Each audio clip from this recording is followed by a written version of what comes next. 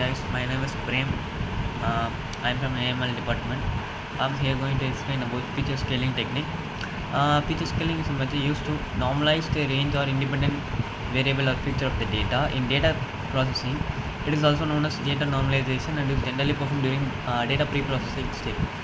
Example: if you have a multiple independent variable like age, salary, and height with different ranges, like for age it will be there for 18 to 100 years, for salary it will be 25,000 to 75,000 euros, and height commonly at from 1 to 2 meters respectively. Feature scaling would help them to keep them in the same range.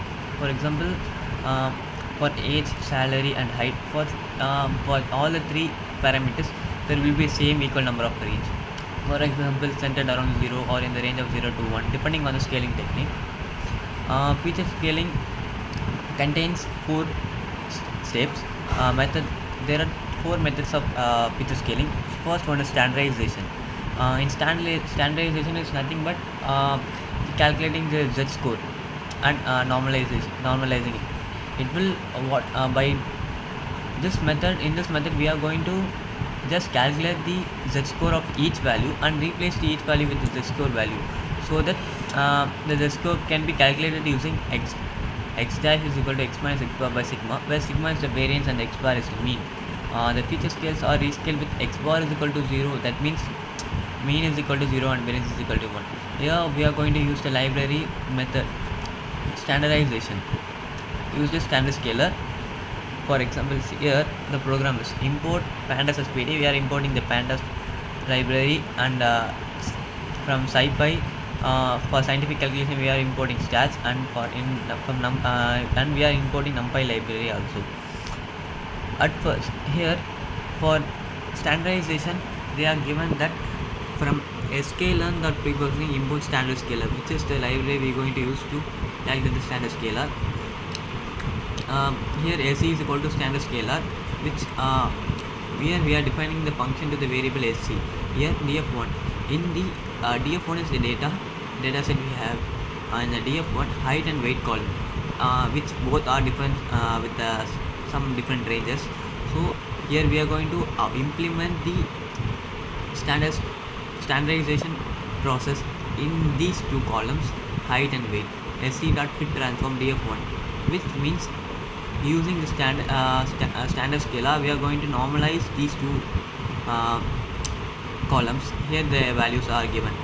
See, the values are ranged between 0 minus 1 to 0 to 1.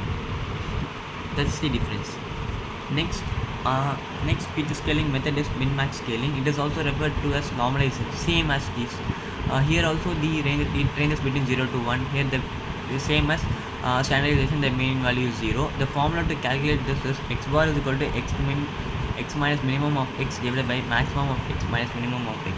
Here we are going to use the library as min-max scalar. Yes, see, same from sklearn and preprocessing import min-max scalar. Scalar is equal to min-max scalar.